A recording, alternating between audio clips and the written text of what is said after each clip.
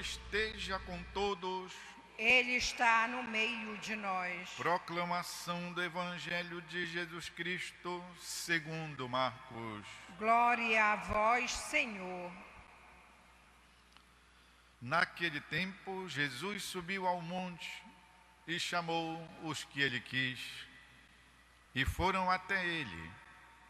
Então Jesus designou 12 para que ficassem com ele e para enviá-los a pregar com autoridade para expulsar os demônios.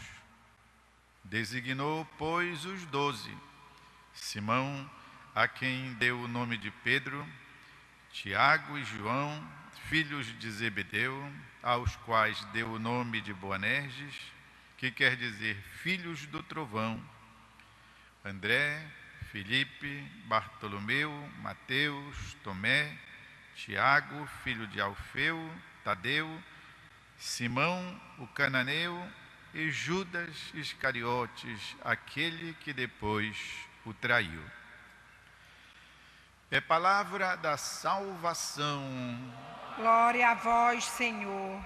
Queridos irmãos e irmãs, a palavra de Deus que estamos lendo continuamente na liturgia deste ano, nas semanas que Deus nos concede, é tirada do Evangelho de São Marcos, o Evangelho dito dos catecúmenos, para os catecúmenos. São Marcos, discípulo de São Pedro, escreveu o seu Evangelho apresentando nosso Senhor Jesus Cristo para ser conhecido por aqueles que estavam se preparando para o batismo. E nós sabemos que na igreja antiga, na igreja das origens, o batismo se recebia em adulto. Porque quem estava ouvindo a pregação dos apóstolos era adulto, criança ainda não entende. Por isso, os adultos eram batizados.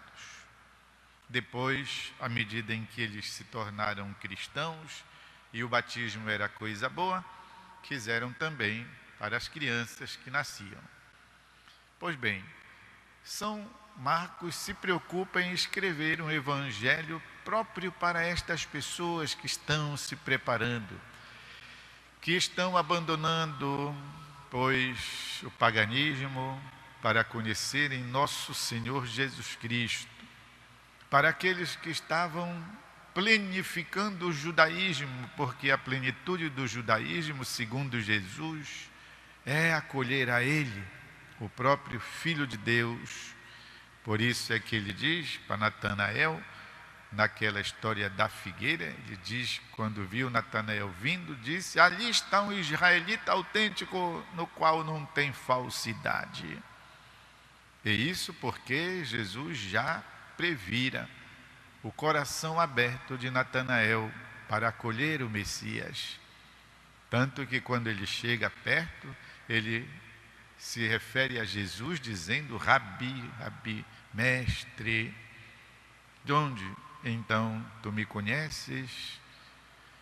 Pois bem, o Evangelho de São Marcos é escrito para aqueles que estavam se preparando para receber o batismo na noite de Páscoa. E isso depois, não de terem feito um cursinho, como a gente costuma dizer, o fazer 2, 3 dias, às vezes só um dia, uma preparação. Não, depois de ter vivido um processo que durava anos, de acordo com o encardimento do coração do catecúmeno. E ele era aprovado, testado, examinado, arguido, e a vida dele era de qualquer modo avaliada pela comunidade. Como se chamavam esses exames? Como se chamava essa pesquisa que a própria comunidade dos irmãos fazia? Escrutínio. O escrutínio, a escrutinação. Significava então aquele encontro periódico do catecúmeno, do que pede o batismo, para ver se ele já estava em condições de então assumir um compromisso com Jesus, que compreendia até mesmo quem comemoramos hoje, mártir, que compreendia até mesmo o martírio. Portanto, o cristão não podia ser um banana, tinha que ser alguém que de fato possuísse convicção da fé para dar testemunho. Dito isto, então, passamos a entender o trecho de hoje. Eram muitos os que seguiam Jesus, mas ele escolheu a dedo 12. Vocês 12 vão ter uma missão, que é a missão de prosseguir o meu ministério. Vocês vão receber a missão de levar adiante a minha obra, porque eu vou morrer, depois ressuscito, mas volto ao Pai, de modo que então preciso de 12 líderes que possam assim, com instrução e com o Espírito Santo, se dispor a guiar os irmãos, a fortalecer na fé os irmãos. Que então escolheu estes 12, cujos nomes acabamos de ouvir no Santo Evangelho. E ali, olhem, queridos, queridas, tinha pessoas de todos os tipos, como nós podemos bem imaginar. E tinha até o traidor, Judas Iscariotes. Jesus o chama com uma missão. A missão de Judas fracassou, depois tiveram que colocar um outro no lugar, Matias, dentre aqueles que tinham conhecido Jesus, ouvido sua pregação desde o início. Então Matias foi colocado no lugar de Judas, se completa de novo 12. Depois vai ter um outro, um extraordinário, que Jesus constituiu para levar o seu evangelho aos povos. E este foi, sabemos, o apóstolo São Paulo, que foi chamado por Cristo de uma maneira misteriosa, mística. Foi um chamado que ele recebeu de Jesus ressuscitado. Então, os apóstolos acabaram sendo 14. Porque o Judas saiu, botaram o Matias, já são 13, mais o Paulo 14. Isso, meus irmãos e irmãs, para dizer como a missão de Jesus não pode acabar. Ela deve prosseguir. Missão dos 12, sustentar a fé dos irmãos. É assim que Jesus constitui Pedro. Vai, apacenta minhas ovelhas. E como é bonito quando nós constatamos isto na vida dos santos, também daqueles que viveram depois dos apóstolos.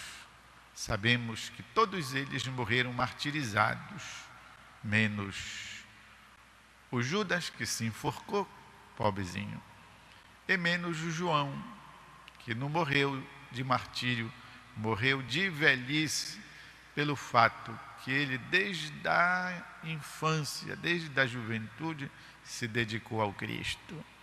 Por isso, o Cristo lhe premiou: não vais morrer de martírio, vais morrer velhinho. E assim aconteceu. Tinha mais ou menos uns 100 anos quando ele morreu. Meus irmãos e irmãs, como é bonito nós vermos então a missão de Cristo continuada por outros nossos irmãos e irmãs na fé. E eu estou me referindo ao glorioso santo de hoje, São Sebastião. Tantas pessoas recebem o nome Sebastião, Sebastiana. Tantas pessoas têm devoção ao santo glorioso de hoje, padroeiro da Arquidiocese do Rio de Janeiro. E o Sebastião, ele aparece com o seu testemunho muito atual, muito atual. Eu dizia que o trabalho dos apóstolos, Jesus os colocou ali à frente da comunidade para segurar o negócio. A fé não pode fraquejar, ainda que ela conheça assim, altos e baixos, mas não pode faltar. A fé é um alimento de primeira grandeza, de primeira necessidade. Pois bem, Sebastião se inscreveu no exército E no exército não se inscreve pessoa idosa, portanto ele era um jovem, se inscreveu no exército porque muitos cristãos abandonavam a fé. Muitos cristãos, diante da perseguição, desistiam da fé. Vocês sabem que a dor, o sofrimento, seja o sofrimento físico, seja o sofrimento psicológico, ele nos tira do normal, nos faz ficar frágeis, nos faz ficar impotentes. Tanto que a gente, quando está na dor ou em outro tipo de sofrimento, a gente perde a cabeça. E muitas vezes até a gente é tentado a fazer bobagens. No caso, além das tentações contra a vida, eles tinham também tentações contra a fé. Abandonar Jesus, maldizer o nome de Jesus, esconjurar Jesus, porque eram colocados nestas circunstâncias, para desdizerem sua fé. Pois bem, o jovem Sebastião se faz soldado para fortalecer, animar, para ser um torcedor dos cristãos, para os socorrer, para os apoiar na fé, para lhes dizer: não, negativo, nada disso, não vamos perseverar, não vamos olhar para as promessas de Cristo, não vamos confiar no Espírito, não tem mal que dure, não, tudo passa, há de passar também este sofrimento. E estavam na época do imperador Diocleciano. Diocleciano matou muito cristão. Foi das piores perseguições. Ainda não tinha chegado a paz constantiniana, que só será muito depois que vai trazer um grande alívio para os cristãos. Pois o trabalho do Sebastião no exército era este, o de incentivar, de estimular os irmãos na fé. E acontece que ele então foi descoberto quando fazia as reuniões de oração, as reuniões do grupo, quando lhes levava para conhecer a palavra, para renovarem suas forças e esperanças. E foi, por isso mesmo, castigado. Foi punido com as flechas. O amarraram num tronco e começaram a flechá-lo. Mas ele não morreu ainda. Teve tempo de, assim, todo cheio de flechas, ir ter com o imperador, e dizer para ele que não podia proceder daquele modo com os cristãos, que não eram aquilo que diziam. E os cristãos eram pessoas de bem, eram do bem. E por isso mesmo, como não morreu das flechadas, foi executado. E a imagem dele, que ficou no mundo e nas nossas cabeças, é a de um jovem que está, como Jesus, pregado na cruz, ele pregado numa tora e todo ferido pelas flechas do seu suplício. Meus irmãos e irmãs, esta é a vocação do sacerdote, animar as pessoas, carregar sua cruz. Mas esta é também a missão do leigo, e graças a Deus temos nas nossas comunidades e paróquias tantos leigos maravilhosos, que também sustentam a fé dos seus irmãos, que repartem com eles a palavra, que lhes dão palavras de ânimo. Não deixe a peteca cair, não é assim, não é por aí, não é o abandono da fé que nos fará, pois, vencer. Trabalho da animação dos nossos irmãos e irmãs. E algumas vezes, vocês sabem, basta uma palavra, basta um gesto mesmo, para nós dizermos, vamos adiante. Um olhar, quem sabe um sorriso, além da oração, que nós não devemos deixar de lado. a palavra que é lida, a palavra que é interiorizada. Tudo isso nos ajuda. E mais ainda, os sacramentos, mais ainda, a Santa Eucaristia. Tudo nos fortalece juntamente com as nossas devoções. Terço mariano, hoje, sexta-feira da misericórdia, o terço da misericórdia.